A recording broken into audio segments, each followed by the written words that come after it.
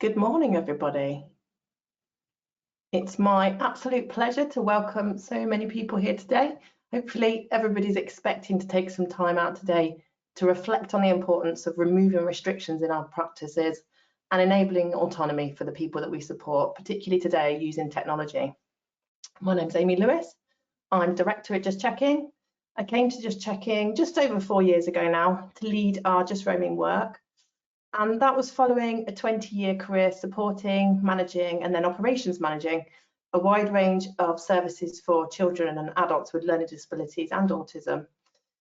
It's been an incredible 4 years, and I'm really pleased to be sharing some of the great outcomes we've been seeing up and down the country with you today.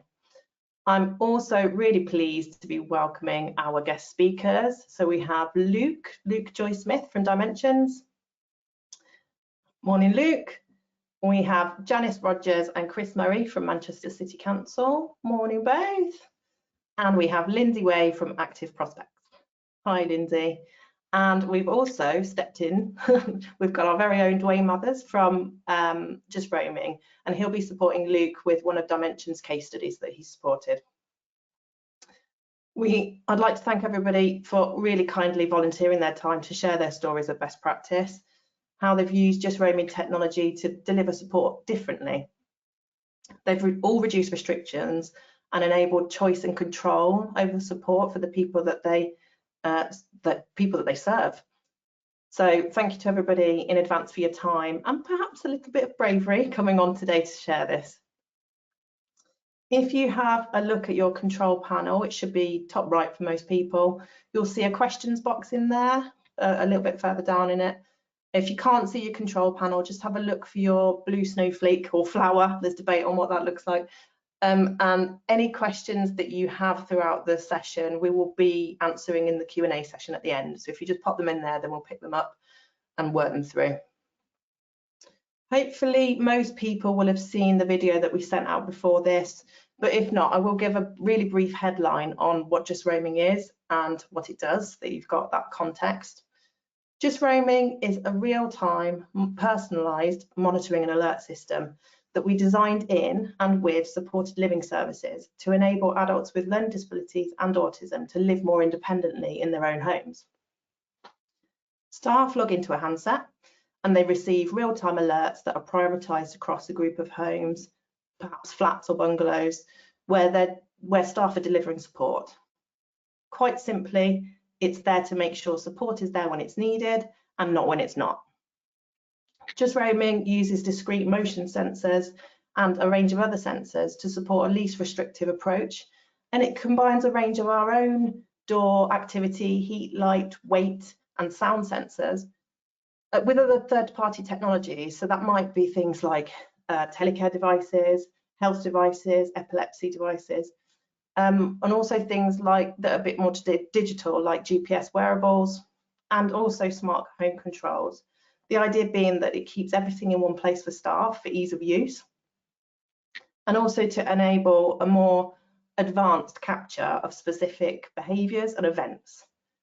Perhaps we need to combine multiple triggers, or maybe it's even the absence of triggers in order to see certain things. And it's specifically designed around the types of support requirements that we see in our supported living services. It means that rather than capture when a door's triggered and someone's left the property already, we can understand the precursor behaviour to this and report on that.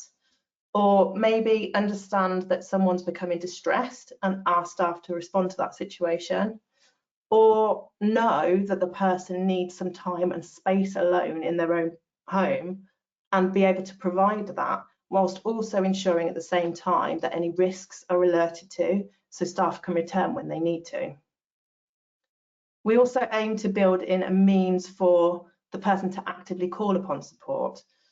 So the idea behind this is we're giving people more control of when they're supported. If this won't work for that person, it's passively called upon. Maybe there's a sound sensor that we will use in order for the person to call out and staff can respond to that, or maybe it's a range of the other sensors that passively call upon staff. Managers have access to a dashboard recording and auditing all of the history, as well as any bespoke reporting that's available then to the person's whole professional and personal circle of support. And that's completely dependent on their needs and wishes, obviously. This means transparency of information and quite often access to information otherwise unknown before, things like sleeping patterns, trends, and maybe anomaly behaviours to those trends. The information enables teams to analyse precursor events leading to incidents of distress, and in some cases we've been able to support with safeguarding incidents as well. For commissioning, it means there's information on support provided, both individually and concurrently across a service. It means that support can be planned around current presentation and adapted to changing needs. Anyone who needs a little bit more information on that, or maybe a demonstration of the system and how it works, follow up with us after today and we can make those arrangements.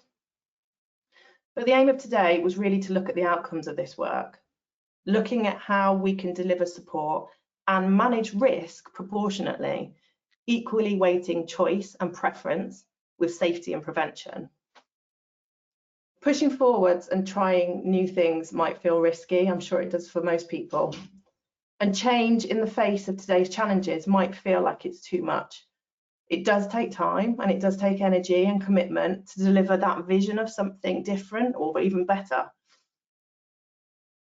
Everyone who is talking today has already made those decisions. They've committed that resource and their energies top down. They've strategically committed to the values that it takes to deliver that change and therefore deliver those great outcomes that we're going to talk about today.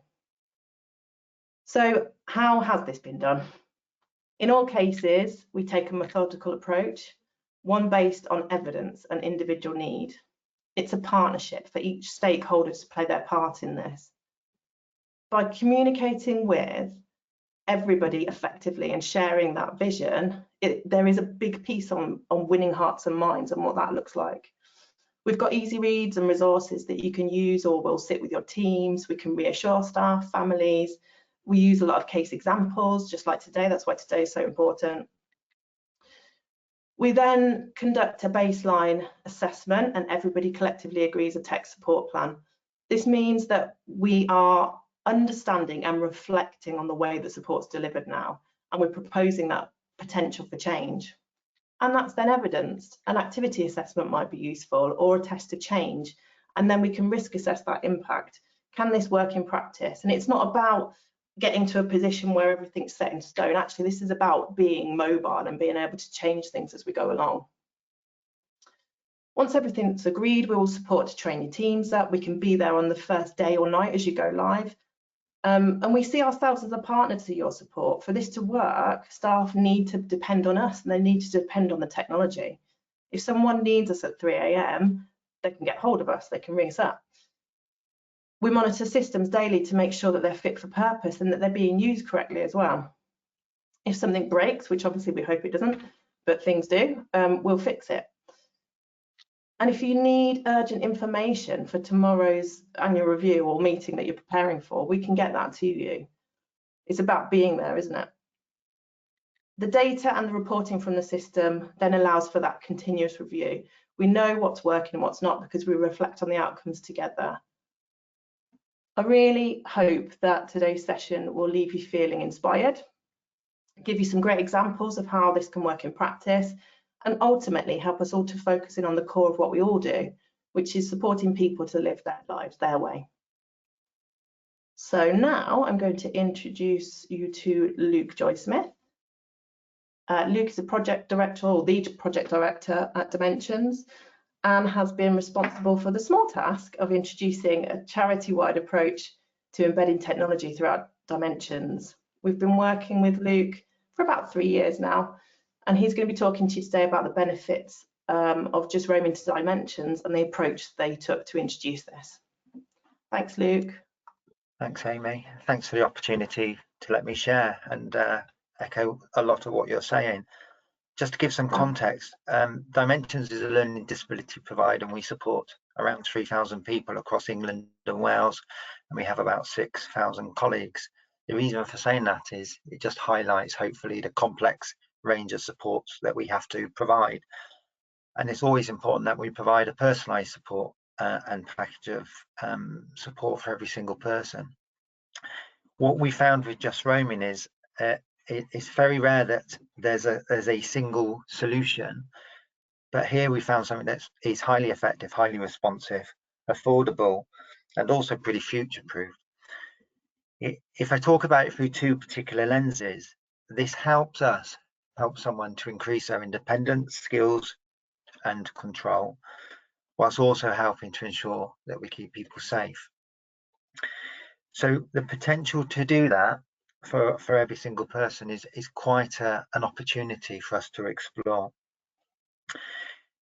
The ability for us to introduce it in a way that's tailored to every single person we support, and if that's for someone with behaviours of distress, it allows us to ensure that their environment can remain safe at times that they're in distress and there are risks present. So as you might expect, and you might have seen elsewhere, risk around the kitchen might be a particular issue, but equally risk around the bathroom might be an issue. So the ability to have that arrangement where we can help tailor the infrastructure to support someone appropriately, whether that's about disconnecting a cooker or disconnecting a water supply to ensure someone's safe in a period of distress, is important.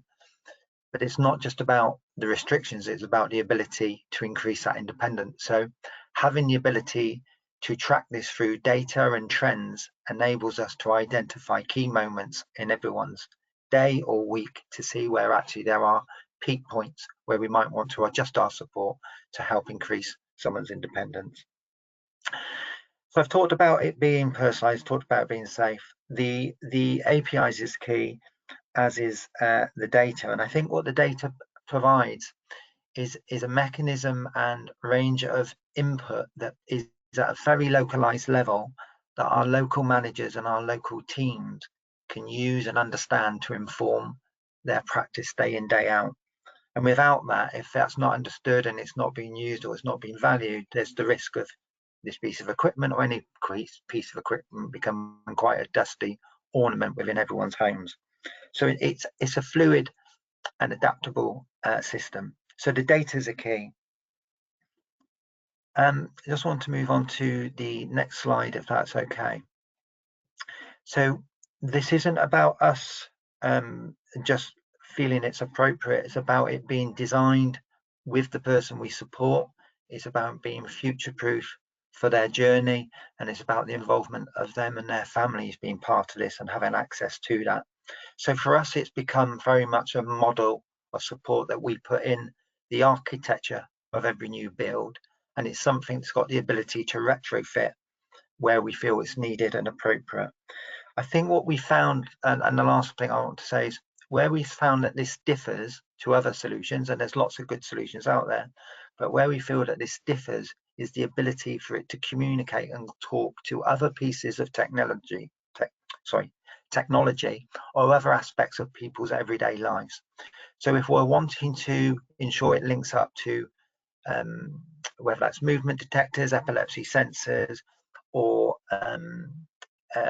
units across the home, that it allows us to track that those levels of engagement or those levels of activity that might highlight how we need to adjust our support plan to keep it appropriate for every single person we support. So we see this as quite a future-proof, affordable, effective and responsive solution for every single person we support. So that's why we're here today, to sort of advocate for that and hopefully maybe answer any questions. Amy, I hope that helps. Yeah, thank you, Luke. That was really helpful.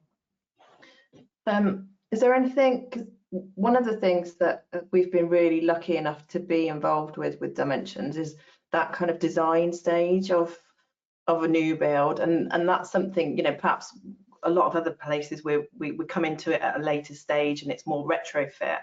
I know that for us, we've really benefited from that and being able to sit with the architectures at that point as well and go through it and say, well, actually, this is how the infrastructure could help and this is what we want here.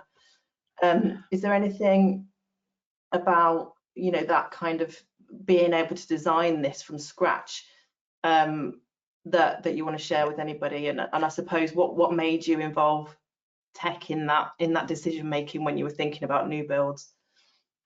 Yeah, I think what we've good point, Amy. I think what we found is, one, this has been really eye-opening for some of the architects that we work with and our builders. So it's for them, it's been quite an eye-opening moment and help them identify solutions as well. I think what we've understood at an early stage is it's not as complicated as we thought it would be. Actually, it doesn't require big cabling, it doesn't need big channels dug out of walls, it doesn't need big cupboards to be stored around. Actually, it works really well. So where we were building from scratch, what we're doing is just informing the design at a very early stage, and it's not to necessarily add anything more. It's often to think, well, that would be really good, that little bit of space would be really good to put the hub, for example, or thinking about the lights and how do we want the lights to operate and so on. So we do want to avoid retrofitting, and we certainly want to avoid that on new fits. But what we also recognise is people's lives will change, and for some people we support, this might be a stepping stone for someone to move on to another property of their choice. So in some ways it's about future-proofing it for a number of people that might potentially use that building. But what we've also learned is that ability to how easy it is to retrofit in existing properties, or actually we don't think that's an issue now. We're still getting to know the person we're supporting, they're still getting to know us, so let's keep it live, and if we need to come back to it, then we can add that on. And I think that ability to adjust is quite a lot easier than I anticipated, is what I'd say. Yeah. There are some challenges maybe, but on the whole very easy to retrofit. But if you're building it in from the outset, it's kind of hidden within the building, you just don't see it and appreciate it. It's the data that you see and appreciate. Yeah, brilliant. Thank you so much, and thanks for your time today. It's been really useful. We're going to introduce now Dwayne, who's speaking on behalf of Dimensions around one of the services that he's been supporting. So if Dwayne pops up. There he is. Yeah. Thanks, Luke. So Dwayne's going to be talking about one of the services that he's been supporting, and in particular sharing one person's story. I just need to say at this point that all of our people's names, shall we say, have been changed for the benefit of this, for anonymity. So Dwayne's going to be talking to you about Ben. Thanks, Amy. So as mentioned, Dimensions have asked me to discuss a case study for Ben. Ben has a learning disability, and prior to Dimensions becoming his provider of support, he was in a different accommodation which was multi-occupancy, and the individuals that he was living with all had different levels of support needs, and some of these varying levels just meant the suitability for Ben to remain within that property long term just wasn't suitable. So Ben moved into Grace Court in 2021, so he could move into his own property basically, so it was a more suitable residence for him on a long-term basis. And as part of that move, his overnight support was going to be provided by a staff member who was based within a staff hub on site, literally about 2 doors away. So the handover from the previous provider was that alerts would be needed if Ben needed to call for help, and also if he tried to exit the property. So prior to any technology going into the property for Ben, there was a baseline conversation. So the baseline usually involves family members, social work, the individual, also want to get their understanding, and also providers. So from the baseline conversation that we had, we do look at things like health needs, welfare needs, anything of concern. But from the conversation, we established that what we're looking at was motion sensors. And the purpose for the motion sensors mainly allows an ongoing review to assess what the support requirements are, and if there's a change in that due to maybe health changes, mental health changes even. On top of that, we looked at door sensors, especially for the external door, that would allow the alert to be set up, and also a call for assistance button. This was deemed to be most appropriate, but there are other options for call for assistance other than just a button that can be in the room or in the hallway. So the alerts themselves were originally set between 10 o'clock at night and 8 o'clock in the morning. This was the time that staff wouldn't be present within the property. So everything that was set up was bespoke to Ben's needs. We generally find that no two installs are identical. It has to be bespoke to the individual. So once Ben moved into the property, we established quite quickly that there was a concern. This was actually noticed within the first 2 weeks of him moving in. So on the slide, you can see the chart. This was overnight, so between the 10 o'clock and 8 o'clock in the morning. And you can see lots of movement within the bedroom, also in the bathroom area, the hallway, with some movement occurring within the lounge and the stairwell area of the property. This was not a normal night for Ben when he moved in. So he had quite a few nights where things were very settled. But we started to notice nights like this one where there was a lot of movement and it was obvious there was something concerning here.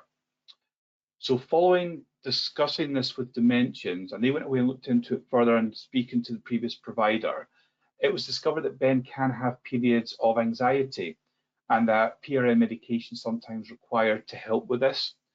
This was not information that had been previously passed over to Dimensions. So based on this new knowledge, we looked to set up a significant motion alert, something that would let the staff know that there was a concern about potential anxiety for Ben. So when we set the alert up, you can see from the chart data, so we assessed April to June of 2021, and we found there was 211 alerts in that period sent to the staff team to let them know there was a concern. Since then, we've been reviewing that constantly, and we can see that this year, for the same period of April to June, they've reduced significantly down to 36 alerts to the staff team. So even though the number of alerts and incidents have reduced, the just roaming system still works as a safety net for Ben. So first of all, this is giving the staff team confidence that they're going to know when there is a concern, that they can go and respond to that immediately. And then Ben also has that confidence that staff are going to be able to come to him. He sometimes doesn't realise that he's entering a heightened state of anxiety. So knowing that staff will come if he hasn't noticed this and be able to support that is just a great benefit for him. Now, when they were going and doing the support, the first point of contact was usually to try and settle things, verbally spending some time with him. And then if there was a second alert, this would suggest that there was a requirement for medication. Now, in the early stages of Ben moving in, there was a lot of as required or PRN medication given. And this was having the effect of a lot of kidney infections due to the effects of these medications. So obviously with seeing a reduction of incidents, it means that the medication's reduced and we're seeing a lot less cases where there have been kidney problems. Thank you. Thanks, Dwayne. That's really great. So just maybe I think it'd be useful to share with everybody now that it's obviously all set up for Ben and there's been a lot of tension in the first year. It's been more than a year, hasn't it? It's been a couple of years, I think now. Yeah. What's the next steps? Like, how would you continue as a support to that team? How will you continue to support them? What kind of things can they expect from you? So obviously we make sure that the staff team or the management team know how to use the manager dashboard that allows them to see changes themselves. But we do have a team that would monitor, where required, sites like this to see if there are any changes that we're noticing, and we can then alert the staff team that we've noticed this. Is this something that you're aware of? Is this something that we can provide evidence of? So we can continue to look at changes in patterns of not necessarily behaviour, but changes to their normal routine that would maybe suggest there's a problem. So we do that ongoing. Also, we can provide ongoing reports, but also reviews on a regular basis. We currently look at our quarterly reviews where possible to go over anything that's noticed, or even if the staff team or the management team have something they think needs to be added in to benefit the needs of the individual. So we'll do that ongoing for Ben and also for others that are currently living at the site. Brilliant. Thank you very much. Thank you for sharing that. And it's great to hear that impact as well. I'm going to move now to Manchester City Council. Thanks, Dwayne. So first up is Chris Murray. Chris is the registered manager for their disability supported accommodation service. And he also supported the introduction of Just Roaming at Manchester's first pilot site back in January 2020, which was really well timed, wasn't it, Chris? Making him the ideal person to then start supporting the embedding process again when Manchester introduced Just Roaming across their second and third services this year. He's here today to specifically talk about Nancy and her story and her move into her new home using Just Roaming tech. So over to you, Chris. Okay, thanks, Amy. Hi, my name is Chris Murray. I'm the registered manager for one of Manchester City Council's supported accommodation services. We support adults with learning and physical disabilities to live independently within their own home. As Amy said, I'd just like to discuss Nancy, who moved into one of our large schemes in March this year. So Nancy first came to us as an emergency placement and was placed at one of our short breaks services.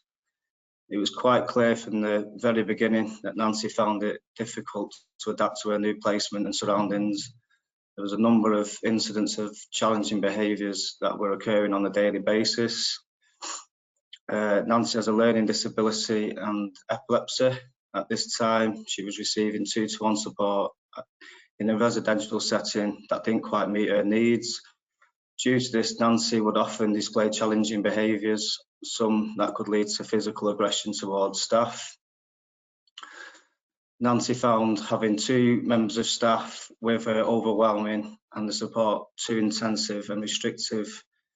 Nancy being someone who enjoys and values of independence, however, due to the number of incidents and risks towards staff and others, Nancy received 2-to-1 support throughout the day, which would increase her anxiety levels, leading to daily incidents. Nancy's behaviours often involved damaging property, which would then also impact on other residents, who at the time had to be relocated due to the potential risk posed by Nancy. This would have a daily impact on both Nancy and the short break service, which at the time could not accept other placements due to the increase of incidents and behaviours that Nancy presented to those she shared the accommodation with.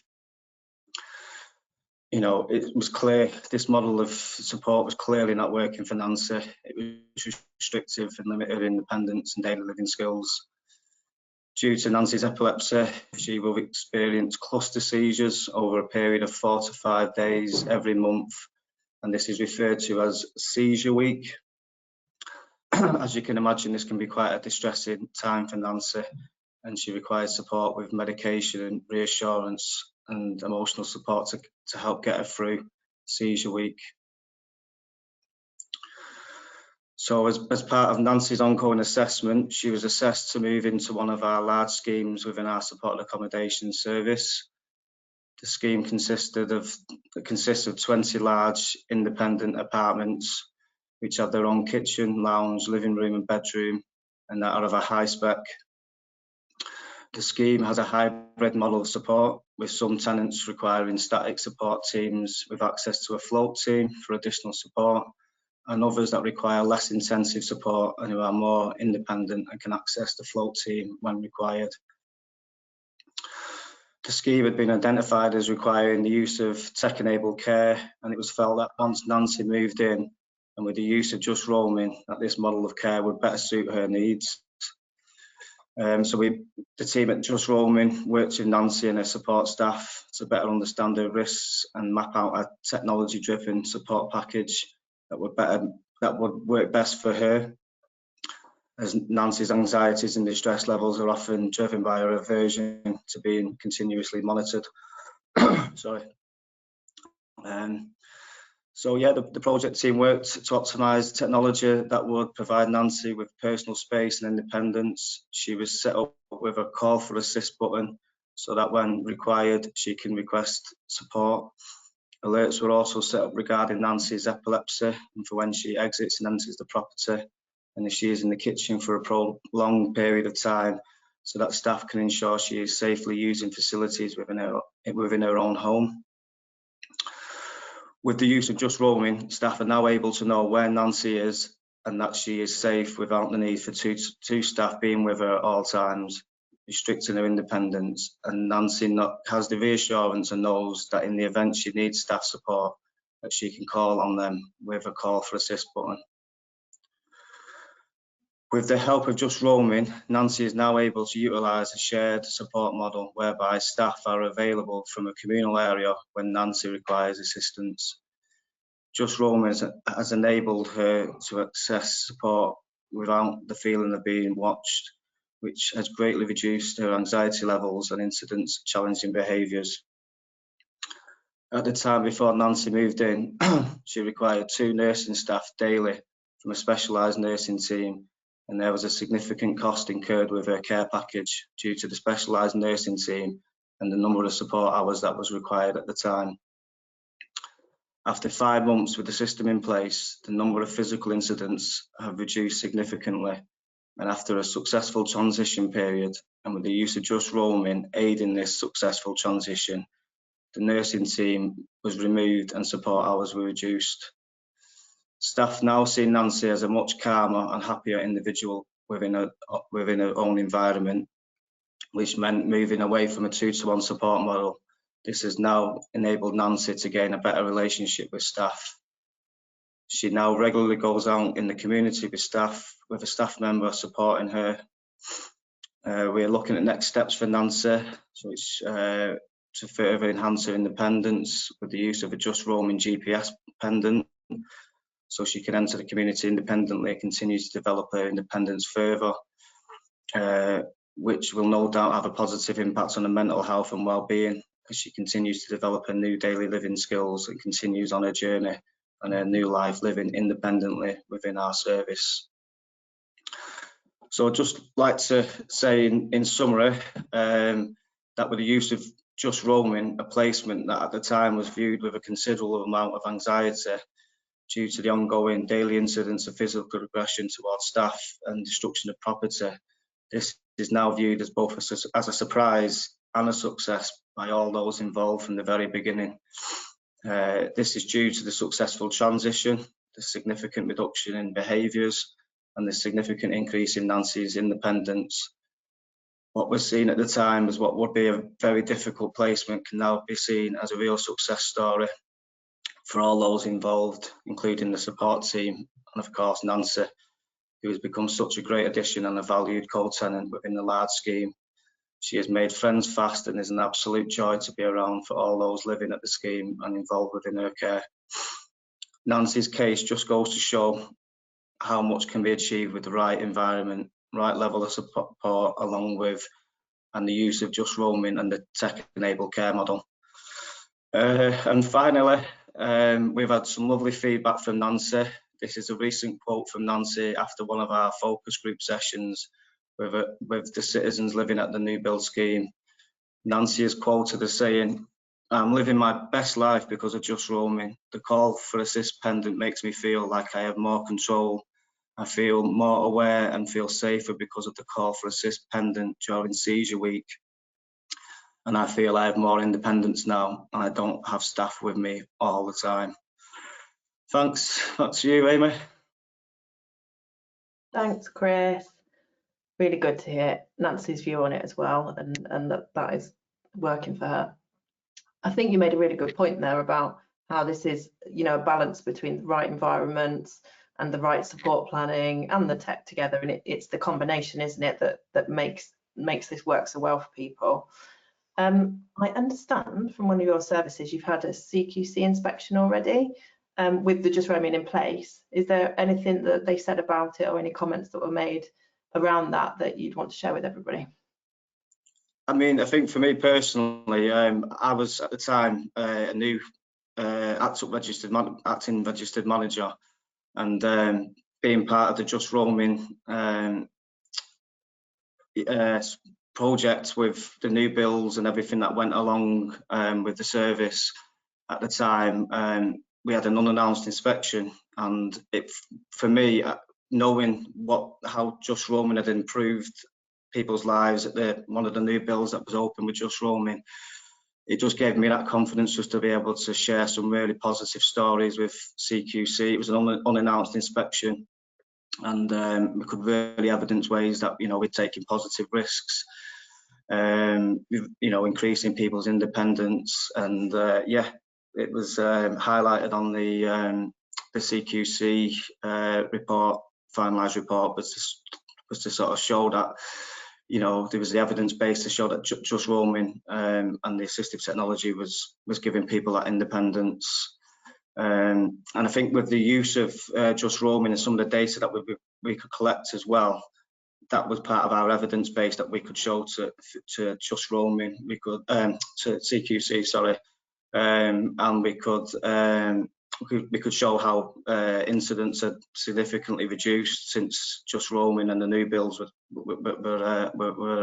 opened. So yeah, it was really positive from my point of view, knowing just roaming, and from being able to talk quite confidently to CQC at the time when they came.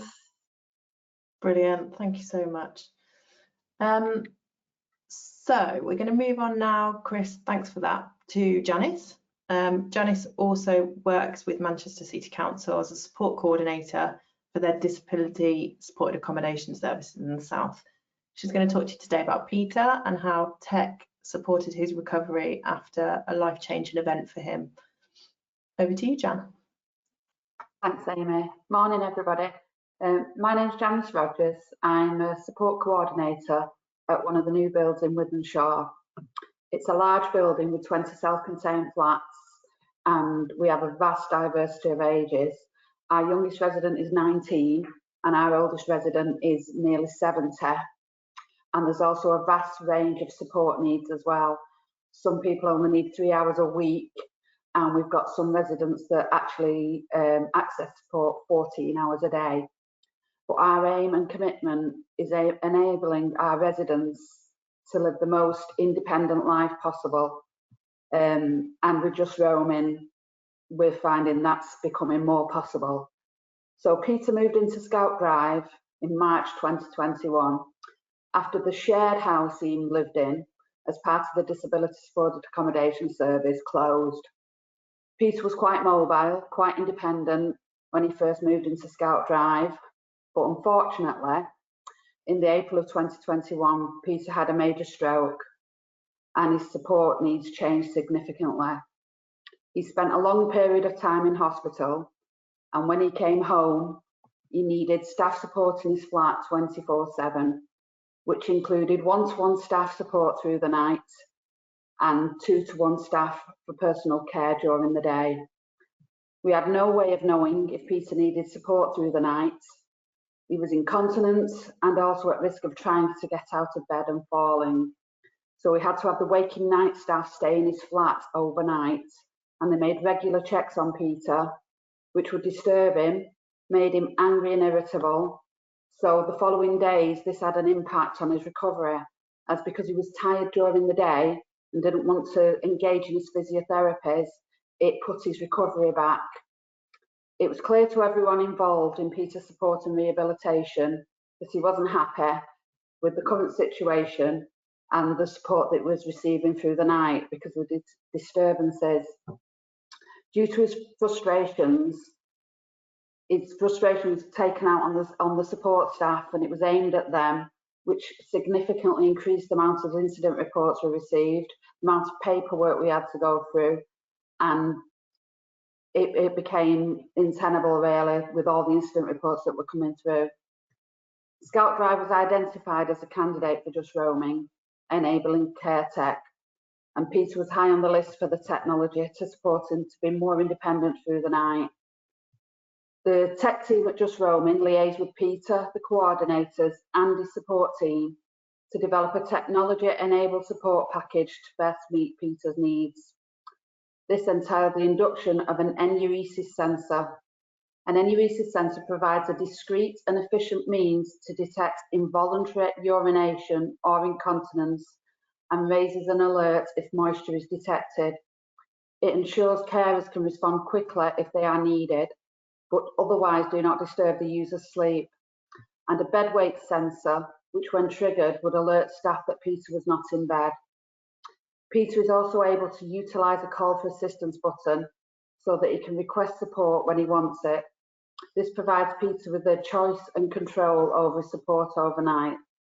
It certainly wasn't a quick fix with the call assistance button, and we had to do a lot of education work around this with Peter, and we had to make sure that he was assured and reassured that staff would come to him when he called the call assist button, and that he wouldn't need to shout anymore, and also that staff would be there quickly to ensure that any personal care he needed in the night was carried out. It took time to withdraw the waking night staff once the technology was in place and to ensure that Peter knew how to use it. With Just Roaming Tech, we also have access to a dashboard which shows us the number of alerts in the night and what tech has been triggered, as well as the staff response time and any comments they have made. Just Roaming technical team were always available with advice and any tweaks that needed to be done to ensure the package was right for Peter. And eventually we were able to withdraw the waking night from his flat. The introduction of Just Roaming has seen Peter take strides forwards in his recovery and independence, as he can now manage his personal space overnight without staff being in his property and disturbing him through the night. Peter now has undisturbed nights, and staff are able to attend any support requirements should they occur. Because Peter has an undisturbed night, he's not as tired during the day, and he's willing to engage in the essential supports to aid his recovery, and he's becoming more mobile daily. The introduction of Just Roaming has had an effect on the hours of support that Peter requires, which is a reduction in staffing hours and ultimately has been a great saving for the service. The tech team are always there when we need them, and it has been really, really good for Peter. He's become a lot more pleasant, and we've had a great reduction in incident reports, and we rarely get one a month anymore, where we was getting 2 or 3 a week before the Just Roaming tech was installed. Thanks, Amy. Thanks, Jan. Really good to hear that. How useful was that information to you, to making sure that he received the right support and being able to reflect on that and review it as you went along? Well, with the dashboard, it's become a daily routine now, part of the daily routine, that we log on onto the dashboard as soon as we come in the morning, and we can see not just Peter's flat, we can see all the flats that have got tech in them, how often staff go into the flat, what time they go into the flat, how often the enuresis mat has been set off, when he presses the call assister button, and we can then maybe go to staff and say, well, Peter pressed his button, it took you 4 minutes to get there, you know, can we make it a bit quicker? It's not a massive building. But so the information is absolutely crucial, and like I say, it's become part of our daily routine that we see what's been going on in the building overnight. We can also look at it during the day as well, but the overnight bit, it's become crucial for us. Brilliant. And staff, how were staff about introducing the tech? Any bumps there along the way? Couple of bumps, yeah. They were obviously, when anything new comes in, and when you say it's assistive technology, we had to reassure staff that they weren't cameras, and it was for their benefit and for the citizens' benefit. We had a lot of literature from Just Roaming, which was useful for the staff as well, and we also had forum meetings, focus meetings with the staff to explain it to them, and they were given training on the handsets. It took a while, but I think now the majority of the staff are on board with it, and you know, it does assist them, especially the waking night staff. It assists them greatly through the night. Yeah, brilliant. And what about families? Were there any concerns there, or were they generally for it? No concerns from the families whatsoever. In fact, it's more of a reassurance, because we've had people moving into Scout Drive that have never lived on their own before, and that's a big step, not just for the people that are moving in, but for the families to try and let go and to pass the support over to us. And we actually shown them the dashboards on our computer and shown them how we can see people moving about in the night if they've had an unsettled night, and also people with epilepsy. They have falls watches, and we can detect if they've had a fall. Whereas before, if somebody had a fall in the night, we wouldn't have known anything about it. And now staff can go in and support them, and it really reassured families, and they love it. And they were at focus group as well, and I think they gave their comments to say how much it reassures them. And one family went on holiday for the first time with the reassurance, knowing that their family member was safer with Just Roaming in place. I've noticed one question just coming in about what the difference is, because you did actually have some telecare technologies, didn't you, in situ before Just Roaming? Yeah. So what was the difference between the two things? Well, we had the Tunstall on door sensors and things like that to alert us when doors were open. Sorry, Karl. But because it's such a big building and the Tunstall works on radio waves and not Wi-Fi, staff had to be within a certain range for them to work, and they never did. So we used to have to have the alarm button in a flat where actually the waking night used to be situated, and sat on a corridor near where it was, because they never worked. They were always falling off as well. They weren't very good, and it was the same with we did have an enuresis mat and an epilepsy monitor, but if you weren't within range of that radio signal, it never got picked up. Okay, thank you. And I'm guessing you didn't have the level of data either in terms of like the management dashboard and stuff. No data whatsoever. No data whatsoever. Yeah. Okay. Thank you very much for that. Thanks, Jan. It's been really, really helpful. Easy. Just a reminder, we will, I know I picked one up then, but we'll pick all the questions. I can see them coming through at the end. So we'll have time for Q&A at the end for that. Thanks very much. Right, now we're over to Lindsay. Lindsay Way is Clinical Director at Active Prospects. She's been involved in a number of Just Roaming services and in their startup over the last 12 months. She will be, hi Lindsay, she'll be talking to you today about Karl and how tech is being used to manage the risks associated with self-harm for Karl. So over to you, Lindsay. Thank you, Amy. Hi, morning everyone. Yes, my name is Lindsay Way. I am the Clinical Director at Active Prospects. So Active Prospects is a small charitable organisation. We're based in Surrey and West Sussex.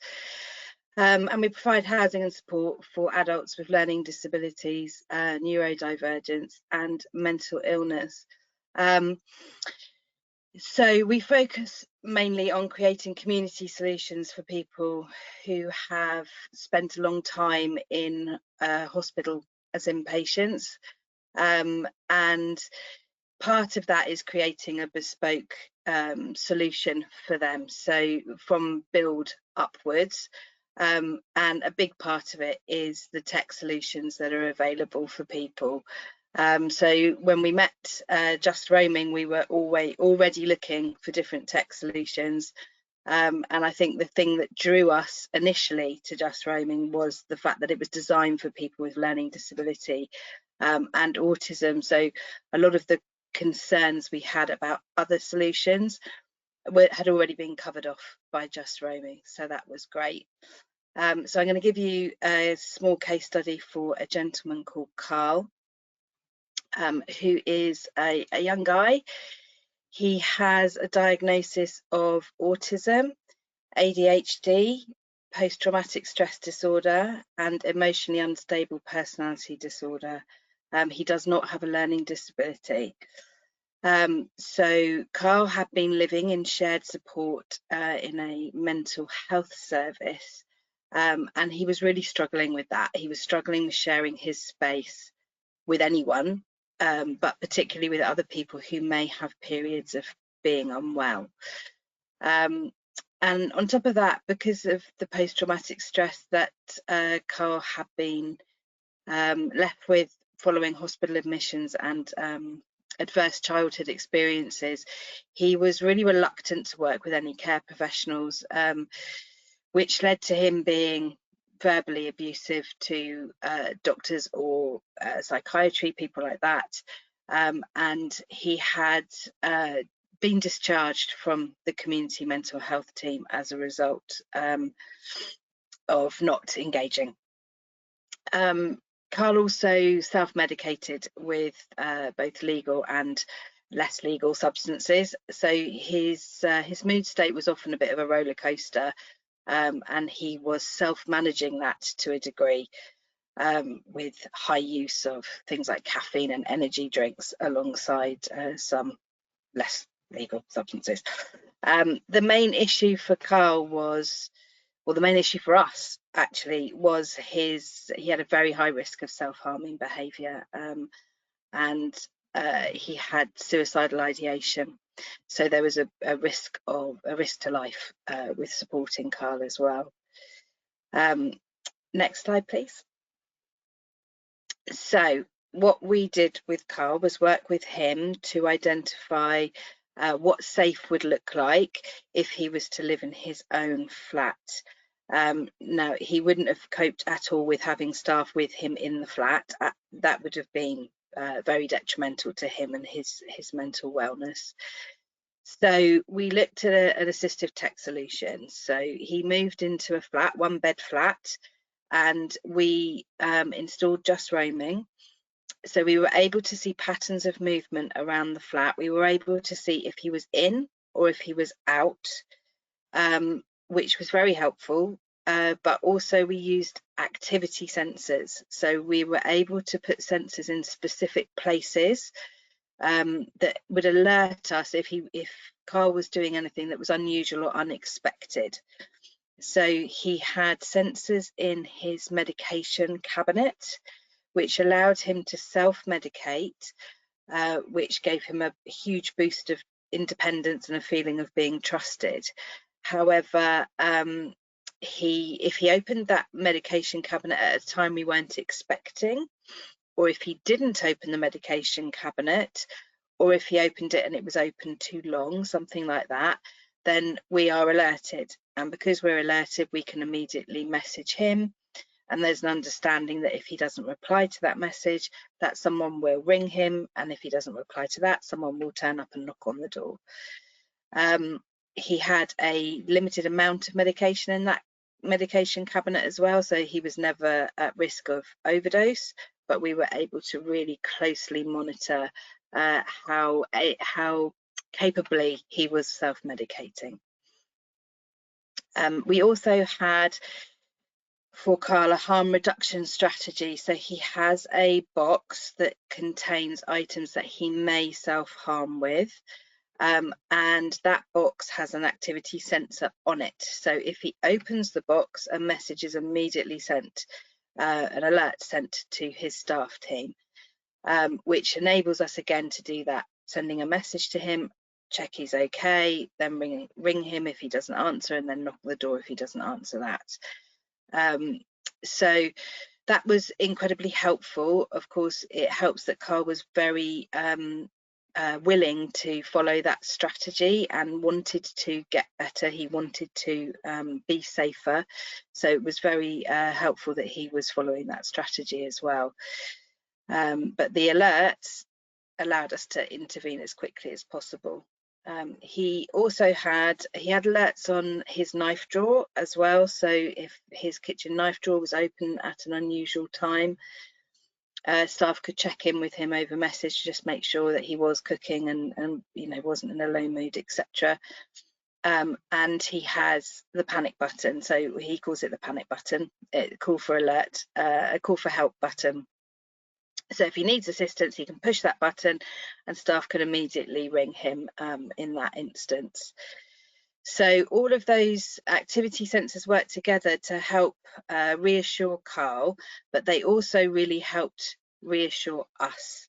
So in reality, what happens is if he lets someone know that he's in a low mood, we can essentially observe him from afar. So we can give him advice and prompt his coping strategies, and then we can see if he uses them. So if we say to him, okay, why don't you go for a walk? We can then see if he leaves the flat and how long he's out of the flat for and when he returns. if we suggest that he maybe has a shower or something like that, we can see if he's doing that. But also, if he's not talking to us, we can see if he's coming in and out of the flat. We can see if he's okay, which gives us the reassurance to give him the space to use his coping strategies. So what that's meant is that Karl has been able to have that space and privacy and time to develop his independence, but also to show us that he can use his coping strategies if he has that quiet time to focus and reflect and access them. Because he's been able to do that, staff, the time he has face-to-face with staff has been able to be much more productive. So he's been much more willing to try new activities. He's started doing more cooking and managing his health better. But you know, some of the things I think we didn't expect maybe quite as quickly was the huge reduction in behaviour of distress over an 8-month period. So even since this presentation was written, he's had 1 self-harm incident in the last 8 months, compared to 7 in the same period of last year, because has seasonal, there's a seasonal impact on his self-harm. So we've seen it's such a huge improvement, but he is very determined and compliant with his support plan.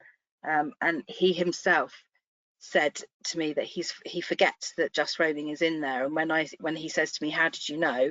I will say, "Because I've got Just Roaming, so I can see what you're doing." And he has said to me repeatedly, "That makes me feel really safe." So I think you know, it's an unusual case, but it has made such a difference to his life, and he's now building on his mental wellness day by day. Amazing. Thanks, Lindsay. We've got a question from the audience. What's the response time for staff to reach Karl if they were concerned for his well-being? It's about 10 minutes. And that's satisfactory as part of the risk assessment. Yeah. Yeah. And I think, you know, it is all about individual risk, isn't it? And all about analysing this per person, and that's how the evidence supports that. Yeah, the staff aren't based on site, so they have to go out to him. But having said that, there is someone that is constantly monitoring his Just Roaming. So there's someone in a service that's just around the corner that constantly monitors his Just Roaming. And if we were very concerned, obviously we would call the police or ambulance to come straight to him. Well, thank you. And you yourself have logged in, haven't you, previously? I know, especially at the start of this, it was some of it, I think, was about that, having the perspective from the staff. How useful was that for you? It was very useful, but it's quite addictive. It was very, very useful for me, because I manage his coping strategies and his support planning. It was really helpful to be able to see what can the staff see, what are they needing to respond to, where are the problems with it, how would I know if he's you know, started cooking with the knife from the knife drawer, but he hasn't put the knife back in the knife drawer. Would I know that? How do I build that trust? How does he build that trust in the system? How do I build that trust in the system? So yes, I monitored it for, I think, 72 hours. I did his Just Roaming, but even when he's had low moods and he's been in crisis sort of phase, I have picked up the Just Roaming and monitored it alongside the staff as well, just so that we're all reassured. I think we needed more reassurance than Karl did. Yeah, usually the way. Okay, brilliant. And was there an approach that needed to be taken with dolls or any applications around that? Did Just Roaming have to be included in that, or did that look like we get asked that question quite a lot? So not with Karl, because he has capacity, so he agreed to the use of Just Roaming. He was very pro the use of Just Roaming. However, with other people where they lack capacity or they're fluctuating capacity, then yes, we have had to use put Just Roaming in with their dolls applications. But actually, to be honest, every person that we have utilised Just Roaming with, it has been a reduction in their restrictions. So although, yes, there is still restriction there, and yes, we still have to include it on the doles, it is less restrictive than what was in place beforehand. So yeah, it's never been an issue. Yeah, and that is the aim. That we always say that if, when we're asked that question, if, you know, what does this look like in terms of monitoring people 24/7, and I say, well, A, the system is set up so that you don't have to do that if that's not right for that person, but B, actually this is about taking a step back from situations and being able to allow that person space and time, which I think you've really clearly demonstrated with Karl there, that actually allowing that space and time creates a completely different support situation anyway, because the stressors and the anxiety linked to having that person there at all times actually has a massive impact, or it has for Karl. Thank you so much, that was really helpful. We're going to move in a moment. You can pop off now, Lindsay, thank you.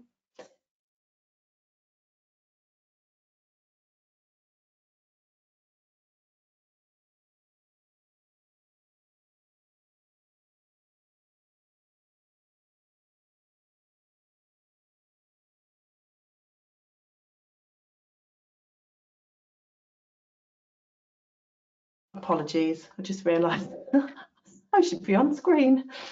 First technical error.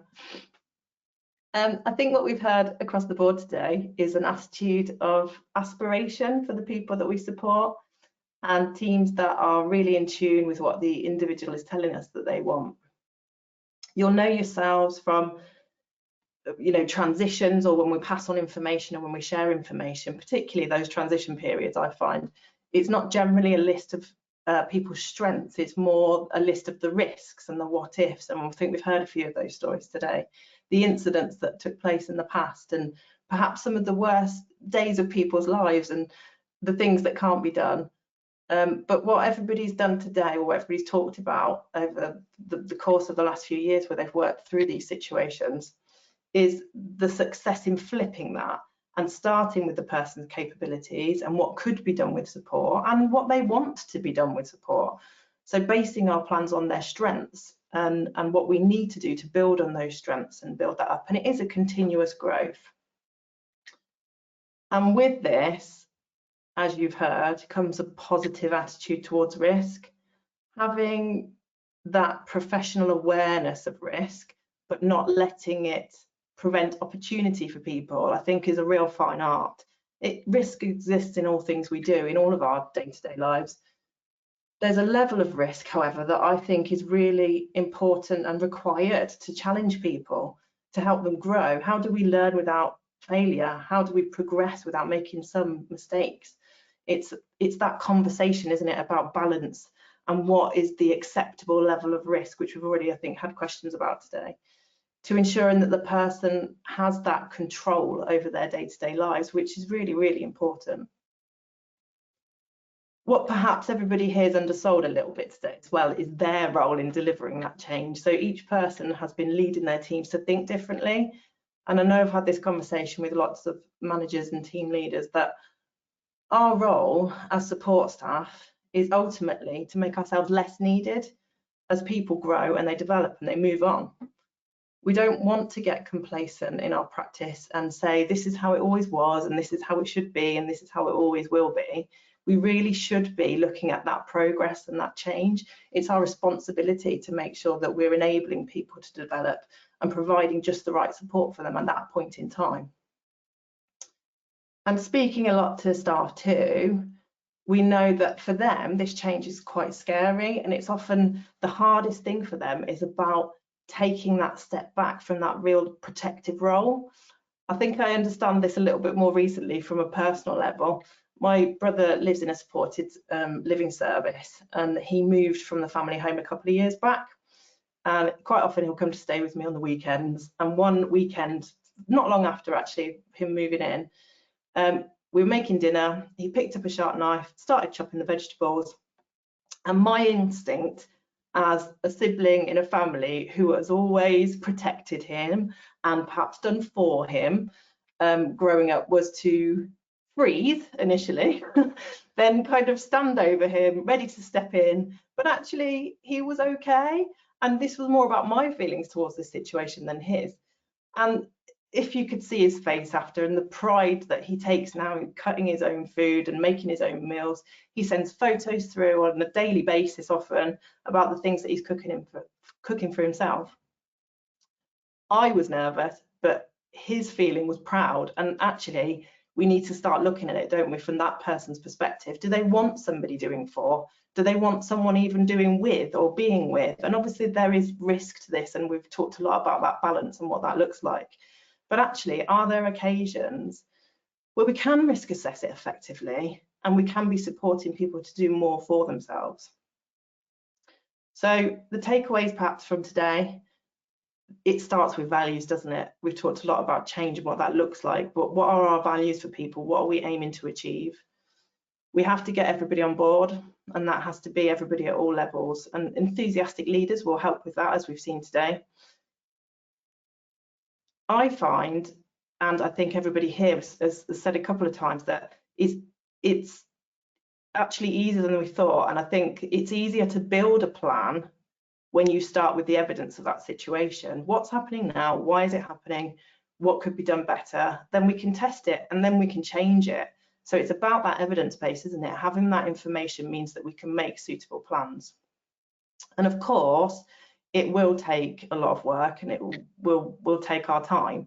But actually, I think what we've all seen today is that those outcomes are worth that work. So it's worth the energies that we put into it. Thank you to everybody for all of your presentations. They've been really, really useful. We're going to move now to our FAQ session, our question and answer session. So we've got quite a few questions that have come in, so I'll try and field them all in the time that we've got left. So if everybody wants to come back on, I think these will be probably open to a number of people.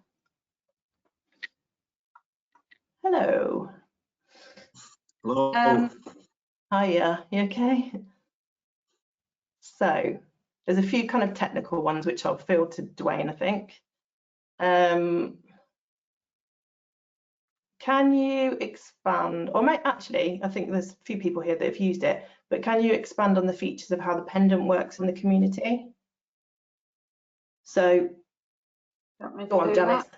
Yeah, so we've got a few citizens that use the GPS pendants, and to be honest, they're there as a reassurance. They're not often used, but if they are needed, we can actually, when they press it as an alert to say that they need help, we can speak to them through it, and they can speak to us.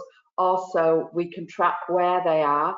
If they'd had a fall and for some reason they can't talk and they've pressed the pendant alert, we have a tracking system where we can go and look on a map and we can see exactly where we are and get help to them as quickly as possible. And it does reassure people that are less confident than going out on their own. Yeah, perfect. Thank you very much. Another one is around the sensors. Do any of them pick up noise, shouting for help, etc.? Dwayne, do you want to take that one? Yeah, sure. Yes, so we have a noise sensor that detects sound volume. So what we look at is a period where we put the system in place to look at what normal noise level looks like. And then when we see episodes of somebody shouting out or in some cases choking, we can see what that volume spike looks like and then create alerts around that threshold to say that if the noise goes above a level, so we've got it for people who play music too loud that disturbs neighbours. As soon as that music goes above that level, then staff are alerted. But yeah, for shouting out and for other things that are sound related, we can build alerts around that using this technology. We have somebody at Scout Drive that has noisy seizures, doesn't have tonic-clonic seizures, but has noisy seizures, and he's got a noise monitor to pick up when he's loud, when he's in bed. So we respond to that as a seizure. Brilliant, thank you. There's another one around epilepsy. So this might have been following Chris's presentation. Did the epilepsy clinicians support this equipment use? Were there any seizures that were not picked up by just roaming? I'll just precursor that, Chris, if you want to add in, but that in terms of epilepsy devices, there obviously all have to be medical devices. So just roaming, I think I said at the start, we manufacture our own set of sensors. So we have noise, sound, heat, light, motion, door, etc., weight, and all of those are manufactured by us and talk obviously directly to the system. But we also pull in a range of other devices. So any epilepsy device that's pulled into the system is actually already in the market. So it's a medical device that already exists. So it's the range of epilepsy devices that are available on the market currently. So we're not talking about bringing a new epilepsy device into this world specifically for just roaming. But I think sometimes a lot of it is about the management of that. And I think there was a question earlier about how is just roaming different to other telecare devices, and a lot of what we do is about the supporting and it's more of a service. We don't really see this as pieces of tech that exist, you know, that you can purchase. It's about the service level, and it's about having that partner to work with who will support your teams to make sure that everything's happening as it should, and testing and all of that, and poke at that situation and make sure things are done, because our staff are really busy and they don't all have time to learn how everything works and all of those things. So for us, a lot of this was around how we can support that and really embed that technology into day-to-day life. Chris, is there anything you wanted to add? Go on, Luke, sorry. I think just to echo that, and that's what one of the things perhaps I didn't articulate it clear enough, is that ability to talk to third parties and other partners. And so for us, it's always been about, where it comes to epilepsy, we work with Alert It. So just roaming needs to talk to Alert It, and it's that integration that works seamlessly, which is what we find really valuable. Thank you. Anything else to add on that? Not really, but you know, Nancy, it sort of just give her that assurance really. There's been no reports of any seizures being missed, and she, you know, she does understand. She does understand and feels, you know, when the cluster seizures are coming on, and it does give us that additional support and reassurance about how to sort of manage a seizure week, and how staff support her around that. And it's just more about that reassurance it gives her and aids her in that way. Thanks, Chris. That's great. Another question is, are you happy to work on a project basis, undertaking systematic programme of reviews of a cluster of services in partnership with the service provider, the commissioning authority, parents, professionals and the people living in the services? Yes is the answer. And I think this is where, for anybody that understands just checking and then just roaming, they kind of align together, that quite often we have situations where perhaps reviews haven't taken place for a while, or perhaps it's just time to do them again, and we work with the authority to support that assessment piece and understand what's happening now, and that follows on quite nicely into identifying situations where there's potential for change. So yeah, that is definitely something that we support. Let's go for one for everybody.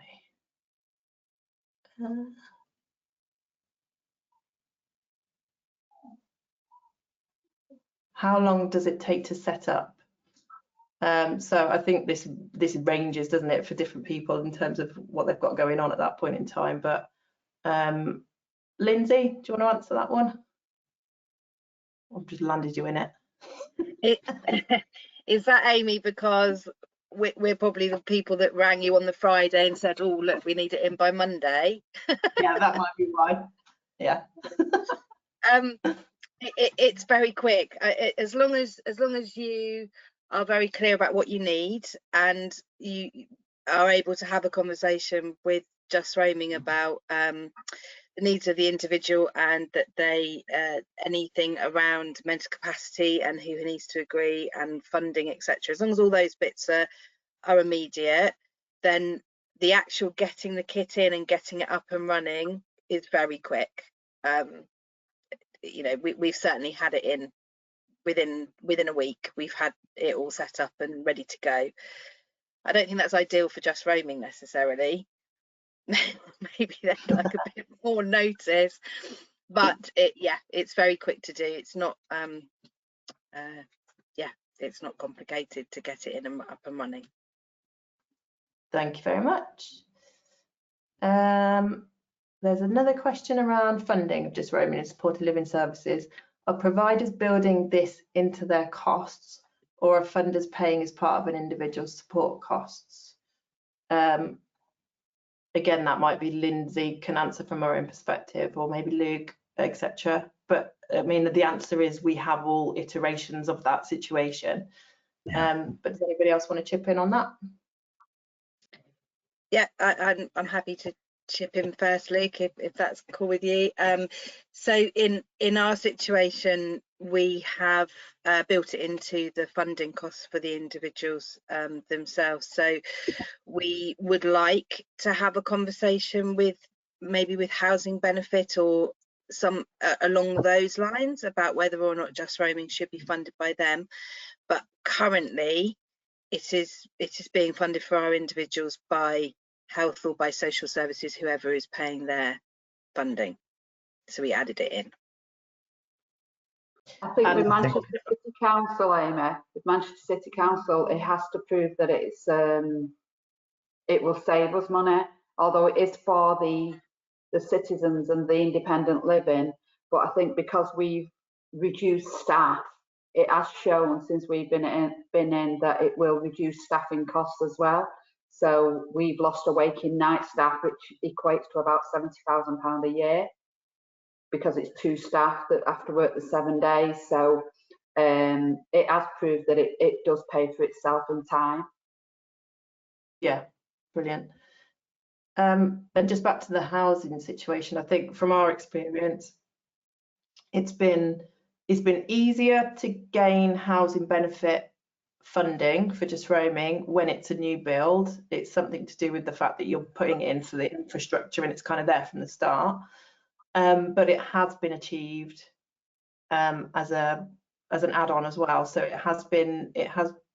we've had situations where people are in a receipt of housing benefit, they've lived in that property for X amount of time, and now we're adding this in. So there's been some challenges to that way around, and not everybody's managed to get it very quickly that way, but it can be done. So it's worth thinking about that as well. I think just to add, Amy, the only other thing without repeating what's already been said, sometimes we found with some authorities, and I don't know who asked the question, but what we found with some authorities, they have a particular favourite supplier or preferred supplier at their end, really. So for us, we might have worked with them as well, but we just don't think the solution provides the same level of adaptability. So for us, sometimes it's about working with the local authority to understand the product more as well. Yeah, brilliant.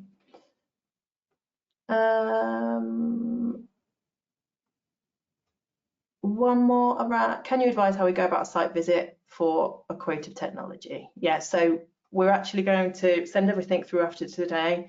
So we'll be putting together the slides and the video so that you can share those if you want to, but also obviously that means that you'll have all of our contact details. So if you just get in touch with us, and if anybody needs a demonstration or further meeting about a site visit or anything like that, then you can just get in touch with us and let us know, and we'll arrange that.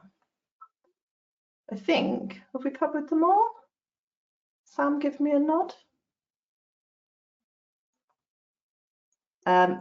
What's the difference between just checking and just roaming? We always get asked that question. So just checking, a lot of people here I think probably know just checking already, and we've been around for 20 years. It's an activity monitoring system.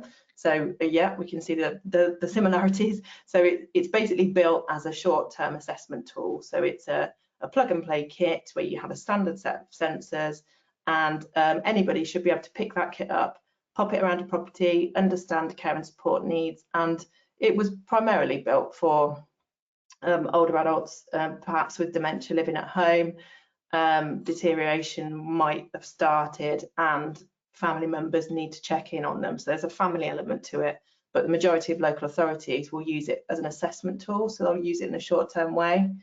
Just Roaming was very much, it built on the back of the same kind of robust technology, but built to be as personalised as we could possibly make it. So in terms of the alerting capabilities, in terms of who it's speaking to, we're now managing multiple systems in one place, and that has to be easy for staff. We can't confuse them with lots of information all the time. So Just Roaming has an app and a handset and the manager dashboard for managers to go and look on it, and all the reporting side of things as well. And we try to offer the same kind of service level as much as we can.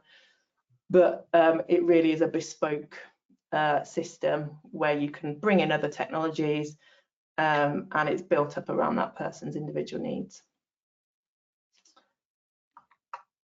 And then we've had some thank yous, so that's really nice. I think we're there, are we? Fabulous. We're going to give you 9 minutes back of your time, which is very precious, I'm sure. Before we do, thank you to everybody for today. I really appreciate you giving up your time, and obviously to all of our guest speakers, thank you for all of your preparation and your stories that you had to share with everybody. It's been really valuable, I think, and yeah, lots of takeaways from this. So thank you very much. And to everybody attending, thank you too. I hope it's been helpful. And if you need anything from us, like I say, we'll be following up with you afterwards. So just reply with any questions that you have from today. If you want to set up a second meeting to talk things through, then just let us know. Thank you very much. Enjoy the rest of your Thursdays. Take care. Thank you. Bye. Bye. Yeah.